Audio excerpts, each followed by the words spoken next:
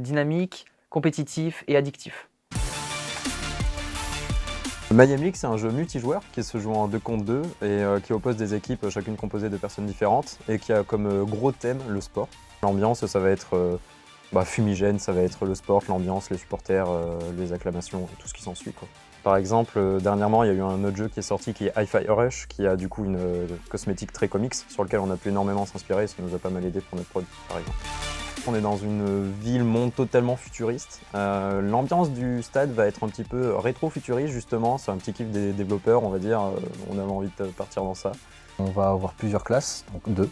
On va pouvoir faire des parties de 2 contre 2 et ça va être des matchs entre 5 à 10 minutes. Et le but c'est de marquer 10 points contre l'équipe adverse finalement.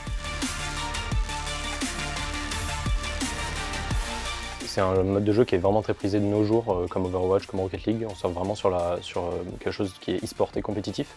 Et il est jouable à l'infini. Le réseau est un avantage car il permet à beaucoup de gens de jouer de n'importe où. Mais ça implique aussi une grande charge de travail, beaucoup de complications. Et c'est un travail qu'il fallait faire en amont. Ça porte ses fruits parce que maintenant on a un jeu qui tourne bien en ligne et on n'a pas trop de soucis techniques. On est assez fiers de présenter ce jeu parce qu'en tant qu'étudiant, c'est assez rare de présenter des jeux multijoueurs. Et c'était un réel défi qu'on a réussi à relever, donc on est très fiers. L'une des difficultés principales, ça a été adapter le visuel de notre map du stadium par rapport à ce qu'on avait envie. Puisque en fait, c'est un monde futuriste, technologique, avec du magnétisme, et qu'on avait envie d'avoir des éléments 3D avec des formes des années 50 et l'aspect des années 50. C'est là qu'on s'est rendu compte que c'était pas du tout évident. C'était essayer d'accorder 2 choses qui sont totalement opposées. Maintenant, on arrive sur un accord suffisant, mais en effet, ça a duré vraiment longtemps pour qu'on puisse trouver ce petit ensemble homogène. On était 8 à avoir des visions différentes et à avoir des idées différentes, jusqu'au moment où on a réussi à s'accorder, pas mal grâce à l'aide de notre prof de direction artistique, du coup, qui a su nous recadrer, heureusement. Finalement, on est arrivé sur quelque chose d'homogène, mais c'est quelque chose qui a beaucoup fait parler. Étant donné que c'est un genre multi où on a plusieurs classes et on se balade sur une map, ça aurait été sympa de pouvoir avoir plus de personnages jouables, de pouvoir faire plus de dynamique avec différents personnages, ça aurait été vraiment cool. Mais évidemment, par manque de temps, on n'avait pas la possibilité de faire ça.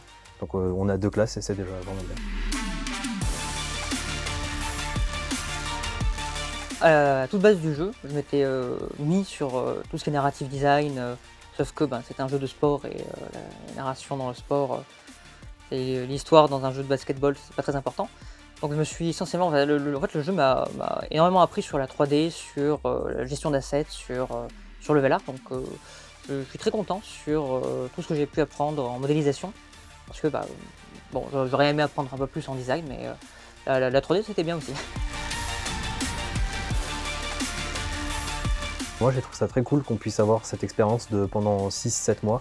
On est comme dans un mini studio à 8 et à bosser tous ensemble continuellement sur le même projet pour simuler un peu ce qu'on retrouvera dans notre carrière future en fait. C'était vraiment très intéressant. On se rend compte, surtout parce qu'on est développeur de ce jeu, qu'il a du potentiel, mais également à travers des phases de playtest, quand on faisait présenter nos jeux à des personnes tierces, l'intérêt qu'ils portaient en fait. Ça nous a boosté de fou et on nous a fait comprendre qu'en effet, même y jouer plus tard avec un jeu encore plus développé, encore plus fourni, ça intéresserait beaucoup de monde, quoi.